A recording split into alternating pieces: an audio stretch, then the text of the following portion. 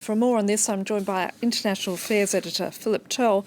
Philip, if this safe zone is created, how would it work and where would it be located?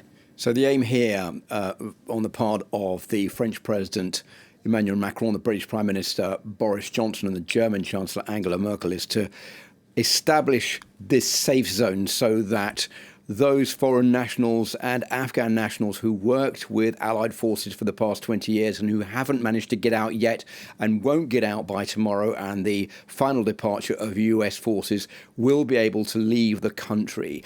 So what they're saying is it's no good one country just setting up a safe zone, for example, France, and policing it with French troops. What we need is a special safe zone set up by an international organization, the United Nations, which will have added clout and will increase pressure on the Taliban to respect that decision and to let those foreign nationals out. Now, Taliban said that it will let all foreign nationals out. It says it's struck up an agreement with over 100 countries to let them leave the country, and also those Afghan citizens who have the necessary documentation to allow them to leave the country. But I think, as far as France is concerned in particular, they're not sure that the Taliban is going to respect its words, and that once the United States forces have withdrawn, it will be much more difficult for anybody to leave the country. So I think when this discussion takes place later today at the United Nations, this is a tactic to increase the pressure on the Taliban, not by one country in particular, but by the United Nations and a whole group of countries, so that they will have to let these people out. Now, the Taliban has already said it's not going to agree to the establishment of such a safe zone. So where does this actually leave the project? So the Taliban says that it's not going to leave the let the safe zone come into effect. It basically says, well, you know, we're going to respect that decision. How would you like us to set up a safe zone in France? It's just something that is inconceivable.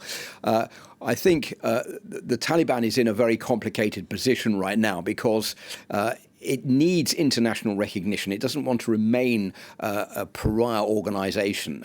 Therefore, it has to give in to a lot of the West demands if it's going to receive, for example, international funding. But at the same time, if it gives in too much, it's going to ostracize and alienate members within its own party, its own organization, who may jump ship thinking that the Taliban have sold out to the West, for example. And it will also bolster support for ISIS-K, which is the main enemy of the Taliban and which was responsible for the terrorist attack last week, which killed 13 US soldiers. And that's something the Taliban desperately doesn't want. So on the one hand, it is under pressure from the international community to sign deals. But on the other hand, it doesn't want to do that all the way down the line and seem to be selling out because it's frightened of ostracizing members within the Taliban itself.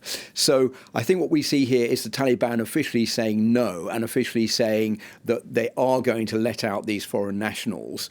They can't really say anything else, but at the same time, they are negotiating with France. President Macron has made that patently clear several times. And President Macron's also said it's patently clear that although we're negotiating with the Taliban, that doesn't mean we accept the Taliban. And all the way down the line here, this is the message coming from the United States and from the European Union and from the United Nations, that the Taliban are going to be judged on their words, on their acts, and not just on their words. And I think that will be the proof once the US have pulled out of the country. Philip Turle, thank you.